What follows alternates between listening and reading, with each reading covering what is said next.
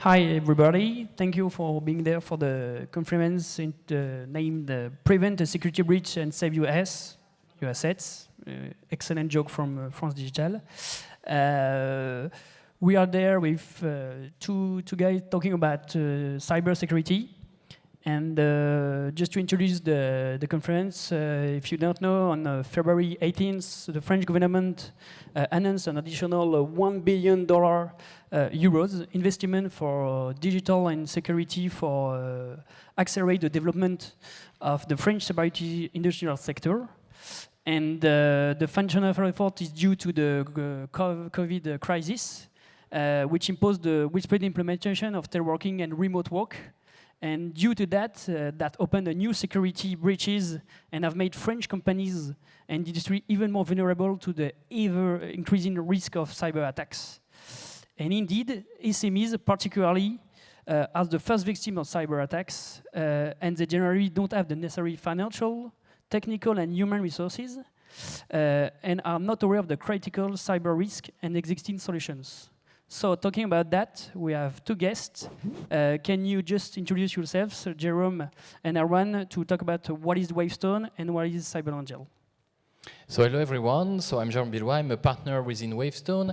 Wavestone, we're a consulting company with a practice dedicated on cybersecurity, more than 600 people on that specific topic. We help mainly large companies securing their information system and their data, going from very, I would say, strategic topic like governance, budget, and so on, down to very technical topics such as penetration testing or incident response. Thanks. And I'm Erwan Keraudy, CEO and co-founder of a startup, now a little bit bigger scale-up, let's call it scale-up, called CybelAngel. We are a French company in the French tech in the next 40. I'm based in New York, technically, but a big part of the team is in Paris, Boston, New York, and Germany. London, I said. And we are finding data leaks for the largest companies in the world. So we are finding secrets, proprietary secrets, industrial secrets, potential open door or unsecured door for hackers to get access also to the IT infrastructure of any companies in the world, and we are mainly working with big companies. So say, I don't know, Verizon, Moderna, Sanofi, or Louis Vuitton, or L'Oréal, or this kind of big companies. Thanks, guys. So the first question is, what is the state of threat against France today? The state, it's not looking good at all. Maybe you've seen a few figures. We've seen a quadrupling of the cyber attacks last year. The main reason for that is indeed the digital transformation of most of the companies. But you have to understand as well that the cyber criminals, their ecosystem, has gone through their own digital transformation. They set up a specific platform to industrialize the cyber attacks and to enable maybe less expert cyber criminal to lead a lot of attack using the new cyber attack platforms, and they share the profit exactly in the same model that what you can see with the Play Store or the Apple Store. 70% for the attacker, 30% for the platform, and the profit is indeed the ransom that they are asking to pay, as you can see in the news very frequently. And you were speaking about SMEs. I think it's a real problem today in France. They lack the resources, as you mentioned, and there are many different kinds of SMEs. And one that I want to discuss maybe a little bit today is the political parties. You know, next year we're going to have the presidential election in 2022, and the political parties are in fact SMEs, and they are facing a very large risk with cyber attacks. We've recently published a study with France Digital on that. You can find it on the website, but it's a very hot topic right now. So, Erwan, just a specific question. What are the limits of the traditional security solutions you can find right now, like firewalls, gateway? What can we focus on to be more efficient about that? Yeah, just to come back on what Gerome was saying, and it's completely in the same topic. hacking has been industrialized, automated by hackers. And so it's more and more more and more value are extracted from companies, are stolen from companies. And it came from a paradigm of the industry of cybersecurity has been built on the concept of protect your perimeter. So you have a castle and you protect the castle with big walls. And it's a wrong conception of security, and it gives you a fake sensation of security. Why? Because a lot of information are already outside the castle. Of course, I'm guessing you are working in big companies and you have made your cloud migration already, because you have a lot of suppliers working with you. These suppliers get a lot of information in their hands and really sensitive information from your companies. A ton of examples like that. You were mentioning remote working is one other example. So in fact, information is out of the perimeter. So the old-fashioned way to understand security is that you have a firewall, you have an antivirus, you have a DLP solution, this kind of solution to protect the perimeter are quite outdated, and because information is outside, and hackers have understood that. And they are scouting, looking for this information to be stolen outside. And this is why CybelAngel is scanning the internet every day, like, a little bit like Google, but another layer. We are scanning the infrastructure on the internet to look for this information to be stolen. And so we detect this information, bring back this information to their owners, my clients, the big companies or small companies, to tell them, hey, be careful, at this place in the world, this server is leaking your information, switch off the leak, it became a breach. Right. And Gerome, you focused on the presidential election in a few months. How do you think we can protect ourselves of that during the next election? What should we do in France to be more efficient about that? In fact, regarding the presidential election, it relies on a very complex ecosystem. For sure, there are the states that will manage the vote, and there are voting systems, not for electronic voting, because it's not the majority of the case in France, but to consolidate all the votes and so on and so forth. These kind of systems are very well known, very centralized. So the main risk is not here. The main risk is within the political parties. And we talk with a lot of them, and as I said, they are kind of SMEs. They are aware of the risk, but they have not the means, the resources to be able to really to take it into account right now, and they will need to invest on that. And that's one of the recommendations we put in the report for with France Digital, is to maybe these cybersecurity and investment should not be included in the funding for the election. It should be set apart, because it's not going to make any difference regarding collecting votes and things like that. But it's critical for our democracy to be able to secure the election. And especially, this security should also rely on sovereign solutions. And we have identified on every topic that are required for this kind of election, a French-based solution that could be used.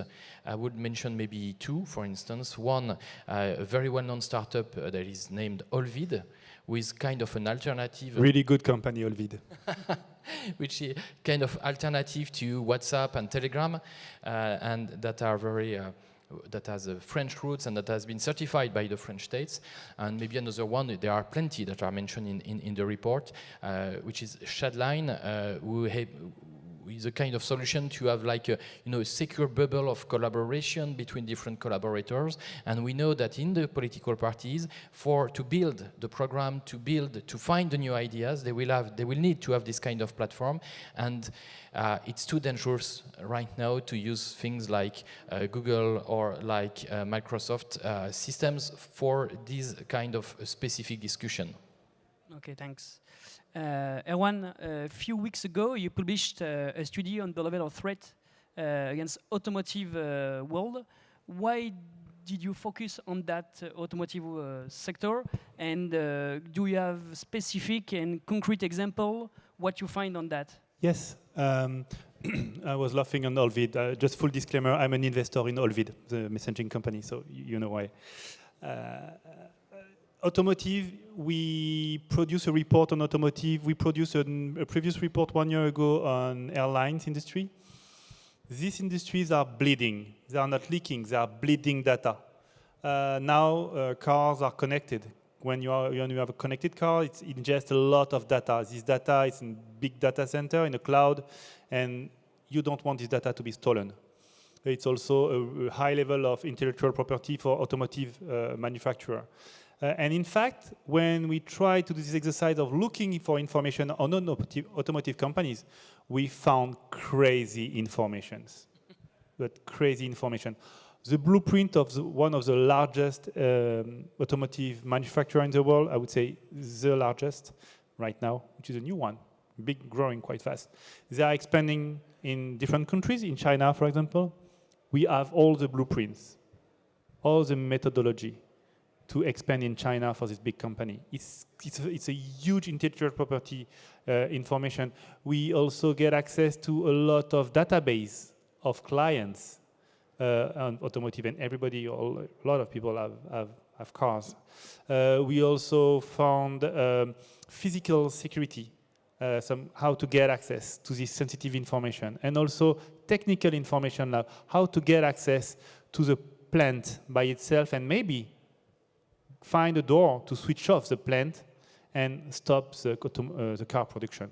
So this kind of information, we found more than 500 million of documents in this industry. And we were only focusing on, I think, the 12 largest manufacturers in the world.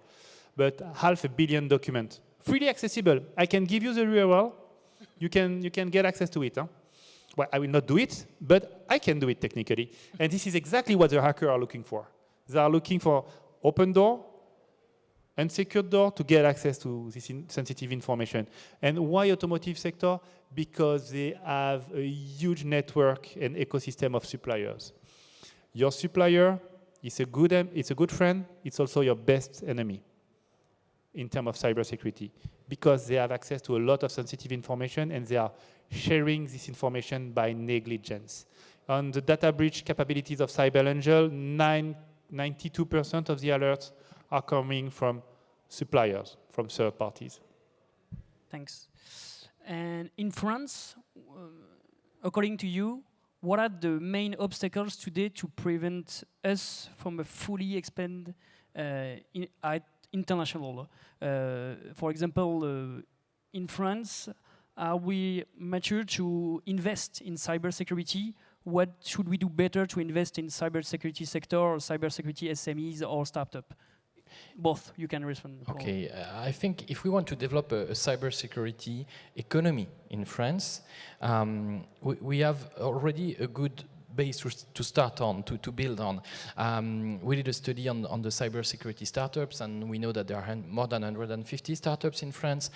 We have very large players on the market as well, very big names.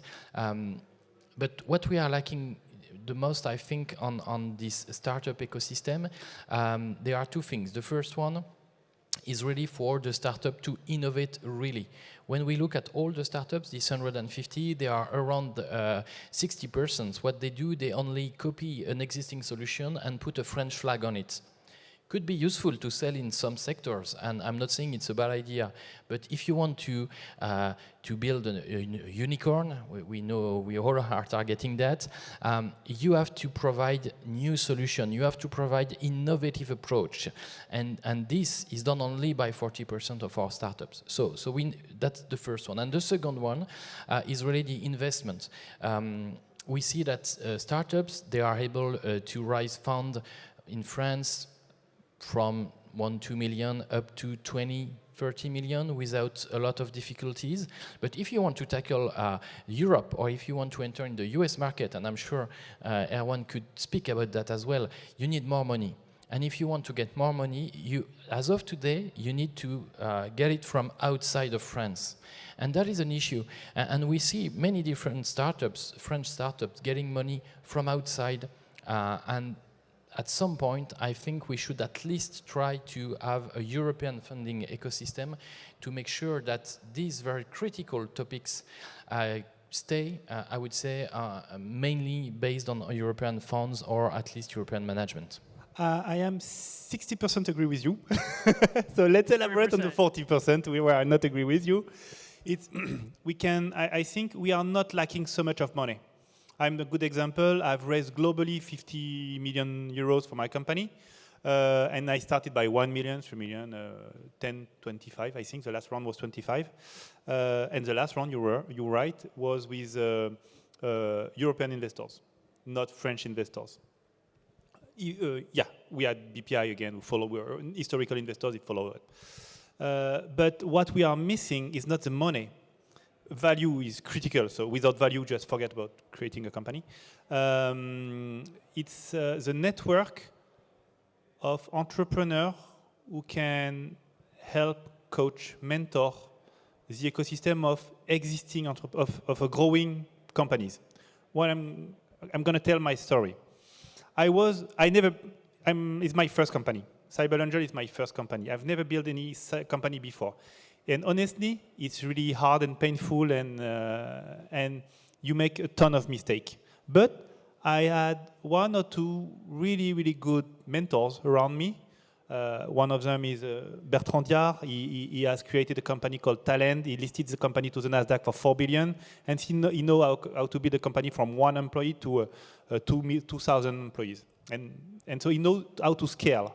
We are missing this kind of entrepreneurs. So now I have learned a little bit, so I know how to scale into 200 employees, maybe 400 in 2 years. And I can start to coach and mentor and invest my own money in new startup, like I joke with Olvid, but that's true. And this is this kind of knowledge that we are missing, the capabilities and the knowledge on how to scale big and fast. We have good ideas, good engineers. We have to know how to sell and how to scale. And this is this kind of knowledge that we are missing a little bit in France, but we are working on expanding that. Great. Thanks, guys. And we will call you to save our ass at the next security attack. No problem. Okay, thank you very much. And if you forget your password, just ask me. I will give it you back.